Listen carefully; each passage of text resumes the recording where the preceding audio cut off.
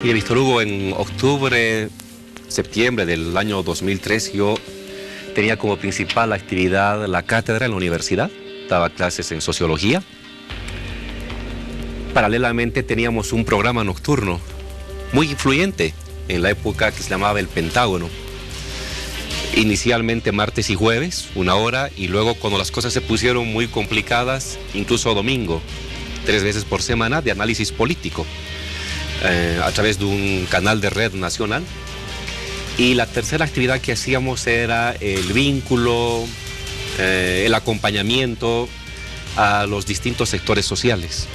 Compartíamos con la CESUD-CB, compartíamos con la Federación de Mineros, compartíamos con los Aylur, los Ponchos Rojos del Altiplano, compartíamos con la Coordinadora del Agua en Cochabamba, con las 6 federaciones del trópico que dirigía el presidente Evo, entonces dirigente Evo. O sea, había un vínculo sindical, había un trabajo académico y había el programa televisivo, lo que nos permitía movernos en 3 frentes, si usted quiere, uno organizativo, otro mediático y el otro académico.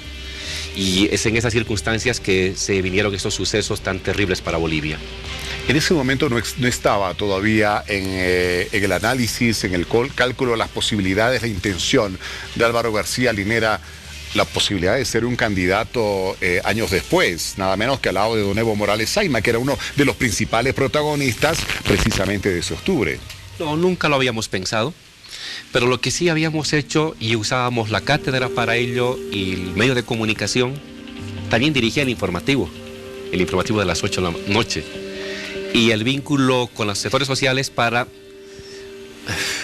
mostrar lo que estaba sucediendo en Bolivia.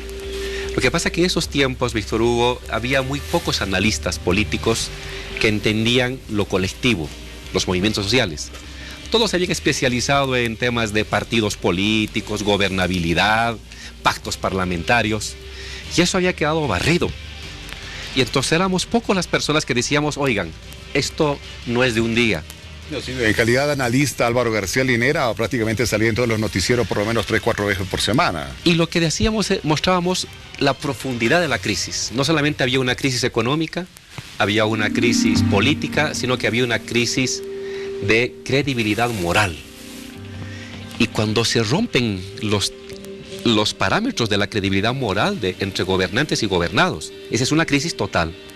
Y vinimos anunciando que estábamos ante una crisis total, que iba a haber una transformación del Estado, que iba a haber una transformación de las clases sociales en el poder. Algunos nos decían que éramos medio locos, pero las cosas sucedieron así. El hecho de que yo sea vicepresidente es una eventualidad, es un accidente de la historia, no es algo relevante. Lo relevante era este protagonismo que comenzaron a adquirir campesinos, obreros, vecinos, a partir del año 2000, 2001, especialmente 2003, que luego culminaría con la victoria electoral de Evo Morales. Entonces, sí éramos requeridos por distintos medios, porque pocas personas manejábamos el concepto de movimiento social y de clases sociales. Entonces, nuestro análisis permitía un poco ubicarse en un ambiente que, como usted veía, era muy caótico. Uno no sabía qué iba a pasar. Y nosotros ayudábamos a entender el flujo de la historia. Entonces ese papel cumplimos esos años, Víctor Hugo. Así es, vicepresidente. Usted de forma muy personal, como ciudadano boliviano, ¿cómo sintió esos momentos tan terribles que se estaban viviendo en ese octubre del 2003? Yo me sentí muy privilegiado y a la vez triste.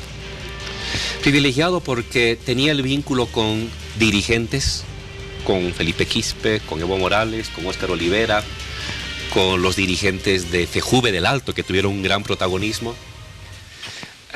A la vez participé en las acciones colectivas más fuertes, como el cuartel indígena de Calachaca, 5.000 aymaras armados, allí en Omasuyos, que no dejaban entrar a nadie, y diciéndole al gobierno, ven si quieres, y nos veremos en el campo de batalla.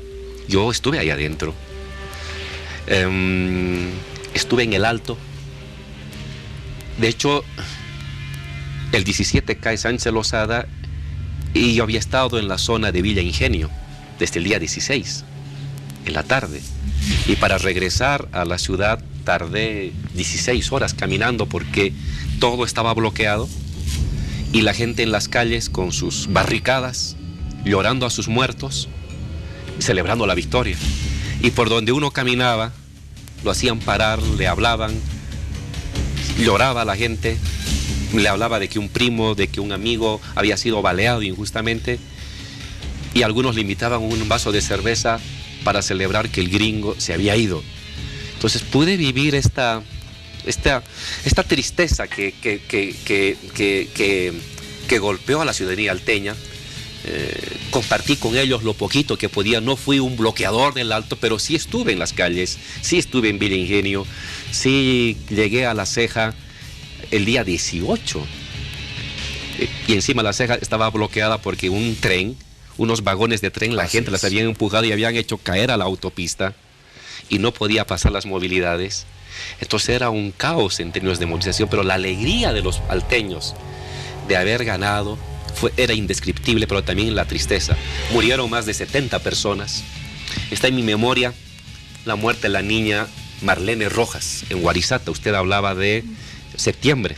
Así es, 20 de septiembre. Un mes antes de la huida de Sánchez Lozada, matan a una niña de 9 años que por la ventanita veía qué sucedía y la matan. Entonces, mucha tristeza, mucho dolor para buscar cambiar a un gobierno muy insensible que había decidido pasar por encima de la vida de los bolivianos para darle gas a Chile, para darle gas a los norteamericanos y para dejarnos a los bolivianos inermes. Y un pueblo que despertó, un pueblo que se enojó y un pueblo que triunfó. Vicepresidente.